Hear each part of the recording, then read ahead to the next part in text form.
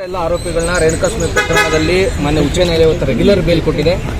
ಆದರೆ ಇದರಲ್ಲಿ ದರ್ಶನ್ ಅವರನ್ನ ಯಾವ ರೀತಿ ಪ್ರಕರಣದಲ್ಲಿ ಸಿಗಾಕ್ಸಲಾಗಿತ್ತು ಅನ್ನೋದು ಇನ್ನೊಂದು ವಾದ ಆಗಿದೆ. ಸಿ ವಿ ನಾಗೇಶ್ ಅವರು ಮತ್ತೆ ಸಂದೇಶ್ ಚೌಟ ಮತ್ತೊಬ್ಬ ಹೀರೋ ವಕೀಲರು ಮತ್ತೆ ಇನ್ನೊಬ್ಬರು ಹೀರೋ ವಕೀಲರು ಅರುಣ್ ಶರ್ಮ ಅವರು ವಾದ ಮಂಡನೆ ಮಾಡಿದ್ರು.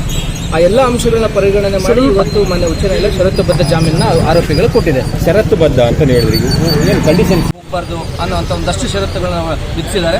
ಉಳಿದಂತ ಷರತ್ತುಗಳು ನಮಗೆ ಆದೇಶದ ಪ್ರತಿ ಸಿಕ್ಕಿದ ನಂತರ ನಮ್ಗೆ ಗೊತ್ತಾಗುತ್ತೆ. ಆದೇಶಕ್ಕೆ ಸಂಬಂಧಪಟ್ಟಂಗೆ ಏನಿದೆ ಸರ್? ಈಗ ಮಧ್ಯಂತರ ಆದೇಶ ಇತ್ತು, ಅದು ಮುಗೀತು, ಮುಕ್ತಾಯದ ಬಳಿಕ ದರ್ಶನ್ ಅವರು ಆಪರೇಷನ್ ಮಾಡಿಸಿಲ್ಲ. ಅದ್ರ ಬಗ್ಗೆ ಆಪರೇಷನ್ ಬಗ್ಗೆ ನಮಗೆ ಮಾನ್ಯ ಉಚ್ಚ ನ್ಯಾಯಾಲಯ ಮಧ್ಯಂತರ ಜಾಮೀನು ಕೊಡುವಂತ ಸಂದರ್ಭದಲ್ಲಿ ಅದರದ ಮಾಹಿತಿ ಯಾವುದೂ ಸಹ ಮಾಧ್ಯಮಕ್ಕೆ ಹಂಚ್ಕೋಬಾರ್ದು ಅನ್ನೋದು ಕಂಡೀಷನ್ ಇವತ್ತಿಗೂ ಇದೆ. ಆದ್ರಿಂದ ಆ ಮಾಹಿತಿನ ತಮಗೆ ನಾನು ಹಂಚ್ಕೊಳ್ಳೋಕೆ ದೂರ ಶಿಕ್ಷಣ ಬಿಟ್ಟು ಹೋಗಬಾರ್ದು ಅಂತ ಇಂಟರ್ವ್ಯೂ ಬೇಲಲ್ಲಿ ಹೇಳಿದ್ರು. ಅಂದ್ರೆ ಈಗಲೂ ಕೂಡ ಹೋಗಂಗಿಲ್ವಾ? ಸಾಮಾನ್ಯವಾಗಿ ದರ್ಶನ ಏನಾದ್ರು ಮೈಸೂರಲ್ಲಿ ಟ್ರೀಟ್ಮೆಂಟ್ ತೆಗೆದುಕೊಳ್ಬೇಕು ಅನ್ನುವಂತ ಆಸೆಗಳು ಅದು ಆದೇಶ ನಮ್ಗೇನು ಸಿಕ್ಕಿಲ್ಲ ಸರ್. ಆ ಕಂಡೀಷನ್ ಅಂದ್ರೆ ಆ ಷರತ್ತು ಇದೆಯಲ್ವ ಅನ್ನೋದು ನಮ್ಗೆ ಅರ್ಜಿ ಆದೇಶದ ಪ್ರತಿ ಸಿಕ್ಕಿದ ನಂತರ ಗೊತ್ತಾಗುತ್ತೆ.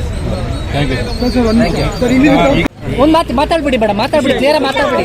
ಅಲ್ಲ, ಖುಷಿ ಆಗಿದೆ ಅಂತ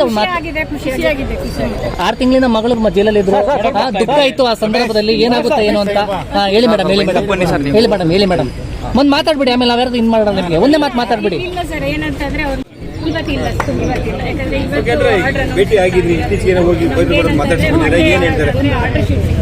ಎಲ್ಲ ಆರೋಪಿಗಳನ್ನ ರೇಣುಕಾಸ್ವಾಮಿ ಪ್ರಕರಣದಲ್ಲಿ ಮಾನ್ಯ ಉಚ್ಚ ನ್ಯಾಯಾಲಯ ರೆಗ್ಯುಲರ್ ಬೇಲ್ ಕೊಟ್ಟಿದೆ. ಆದರೆ ಇದರಲ್ಲಿ ದರ್ಶನ್ ಅವರನ್ನ ಯಾವ ರೀತಿ ಪ್ರಕರಣದಲ್ಲಿ ಸಿಗಾಕ್ಸಲಾಗಿತ್ತು ಅನ್ನೋದು ಇನ್ನೊಂದು ವಾದ ಆಗಿದೆ. ಸಿ ವಿ ನಾಗೇಶ್ ಅವರು ಮತ್ತೆ ಸಂದೇಶ್ ಚೌಟ ಮತ್ತೊಬ್ಬ ಹೀರೋ ವಕೀಲರು ಮತ್ತೆ ಇನ್ನೊಬ್ಬರು ಹೀರೋ ವಕೀಲರು ಅರುಣ್ ಶರ್ಮ ಅವರು ವಾದ ಮಂಡನೆ ಮಾಡಿದ್ರು. ಆ ಎಲ್ಲ ಅಂಶಗಳನ್ನ ಪರಿಗಣನೆ ಮಾಡಿ ಇವತ್ತು ಮಾನ್ಯ ಉಚ್ಚ ನ್ಯಾಯಾಲಯ ಷರತ್ತುಬದ್ಧ ಜಾಮೀನನ್ನ ಆರೋಪಿಗಳು ಕೊಟ್ಟಿದೆ. ಷರತ್ತುಬದ್ಧ ಅಂತ ಹೇಳಿದ್ರಿ, ಕಂಡೀಷನ್ಸ್ ಹೋಗಬಾರ್ದು ಅನ್ನೋಂಥ ಒಂದಷ್ಟು ಷರತ್ತುಗಳನ್ನ ವಿಧಿಸಿದ್ದಾರೆ. ಉಳಿದಂತ ಷರತ್ತುಗಳು ನಮಗೆ ಆದೇಶದ ಪ್ರತಿ ಸಿಕ್ಕಿದ ನಂತರ ನಮ್ಗೆ ಗೊತ್ತಾಗುತ್ತೆ.